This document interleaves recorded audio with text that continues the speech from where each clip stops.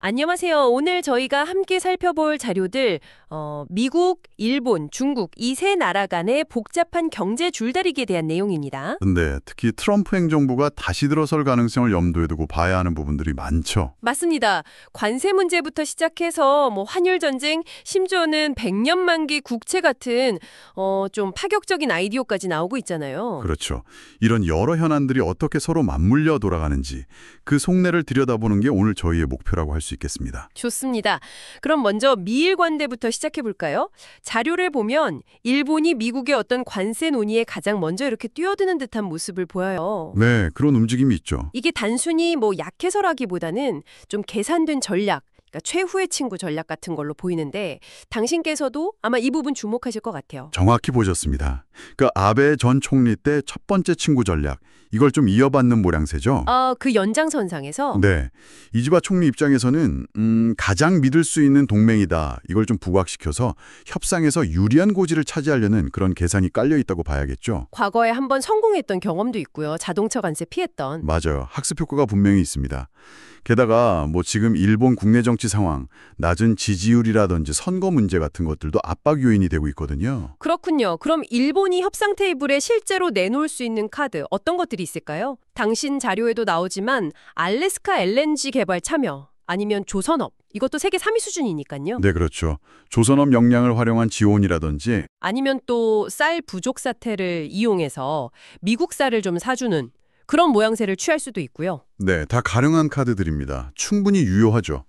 그런데 미국의 요구는 훨씬 더 까다로울 수 있다는 게 문제입니다. 일본이 내미는 것 이상으로요? 그렇죠. 예를 들면 방위비 분담금, 일본이 이미 상당 부분 내고 있는데도 추가 증액을 요구할 수 있고요. 또 새로운 환율 협정 같은 아주 민감한 문제도 꺼낼 수 있죠. 환율 협정이요. 네, 특히 그 마라라고 합의 아이디어라고 해서 약달러 엔강을 유도한다거나 심지어 100년 만기 무이자 미국 국채를 사라고 강요할 수 있다는 얘기까지 나와요. 100년 만기 무이자요? 와, 그건 정말. 이건 일본 입장에서 보면 1985년 플라자 합의를 떠올리게 하거든요. 그 엔화 가치가 급등하면서 잃어버린 30년의 단초화됐다는 트라우마가 있어서 정말 받아들이기 힘든 제안일 겁니다. 플라자 합의에 악몽이 있으니 그럴 수밖에 없겠네요. 자, 그럼 일본은 이렇게 좀 선제적으로 움직이는 분위기인데 미국의 또 다른 중요 상대인 중국은 어떤가요? 일부 분석을 보면 미중 관세 전쟁, 이거 수치상으로는 이미 끝난 거 아니냐 이런 얘기도 있던데요? 네, 그 트럼프 1기 때하고는 확실히 상황이 달라졌습니다. 중국의 목소리도 커졌고 미국 시장에 대한 의존도 자체도 예전 같지 않아요? 의존도가 낮아졌군요. 네, 대미 수출 비중이 한 15% 수준으로 내려왔고요. 무역 수지 흑자에서 미국이 차지하는 비중도 줄었죠. 근데 더 중요한 건 시진핑 주석의 접근 방식인 것 같아요. 단기적인 손익 계산보다는 좀 더 장기적인 국익, 그리고 체제 안정에 초점을 맞추고 있다는 점입니다. 그러니까 거래의 기술보다는 손자병법에 가깝다. 이런 말씀이시죠? 그렇죠. 그런 비유가 가능하겠네요. 이 국내 안정에 대한 집중 때문에 시 주석이 트럼프가 승리라고 포장할 만한 가시적인 부분들, 예를 들어 농산물 구매 같은 거 있잖아요. 네네. 그런 부분에서는 양보할 수 있어도 기술 주권처럼 장기적이고 또 국내적으로 민감한 문제에서는 상당히 강경하게 나올 수 있다는 걸 당신께서도 짐작하실 수 있을 겁니다. 그렇군요. 그래도 중국이 가진 카드들이 만만치 않잖아요.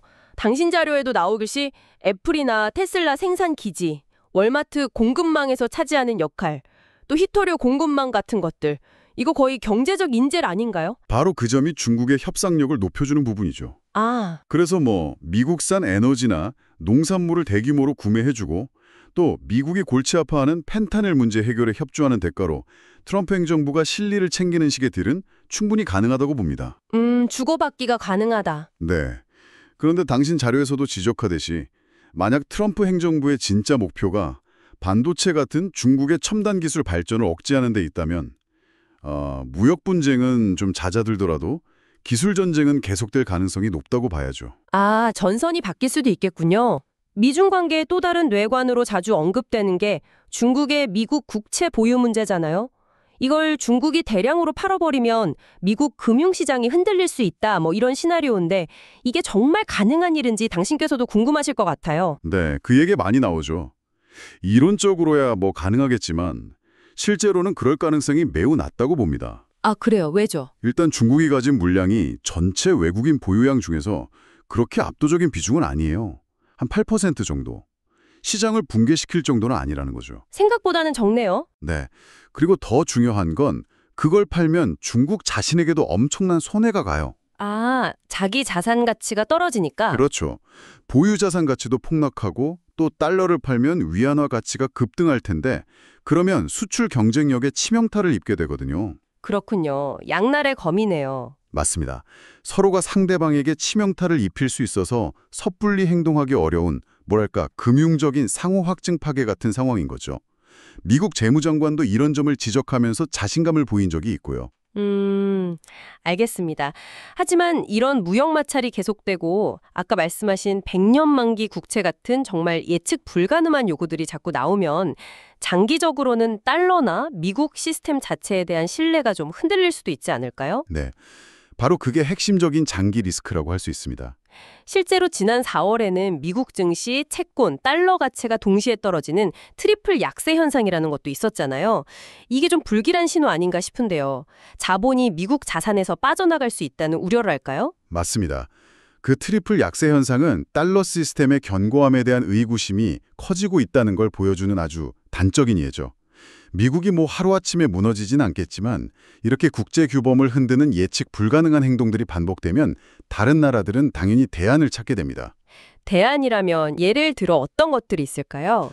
CPTPP 같은 다른 경제 블록을 더 적극적으로 모색한다거나 아니면 외환 보유고에서 달러 비중을 줄이고 안전자산인 금 보유를 눌리는 식으로 자산 다변화를 서두를 수밖에 없죠. 아, 중앙은행들이 금을 사들이는 게 그런 맥락이군요. 네, 최근 중앙은행들의 금 매입 증가는 바로 이런 불확실성 증가와 달러 시스템에 대한 잠재적인 신뢰 하락을 반영하는 겁니다. 당신의 자료에서도 이 점을 짚고 있고요. 결국 이런 움직임은 장기적으로 미국의 차입 비용을 높이고 달러 패권 자체에 근본적인 질문을 던지게 되는 거죠. 와, 정말 단기적인 거래 문제부터 시작해서 장기적인 전략, 경제적 지렛대의 싸움, 그리고 달러 패권의 미래까지 당신께서 보내주신 자료들 속에 정말 복잡한 문제들이 얽혀 있네요. 오늘 저희 분석이 당신께도 여러 생각할 거리를 던져주었기를 바랍니다. 네, 그렇죠. 결국 우리가 계속 고민해야 할 질문은 바로 이것인 것 같습니다. 이렇게 급변하는 국제 질서 속에서 각 나라들이 당면한 정치 경제적 압박을 어떻게 해소할 것인가, 그리고 동시에 어떻게 지속 가능하고 또 신뢰에 기반한 국제 경제 관계를 만들어 나갈 것인가, 이 사이에서 균형점을 찾는 게 정말 중요한 과제겠죠. 당신께서도 계속 관심을 가지고 지켜보시면 좋을 것 같습니다.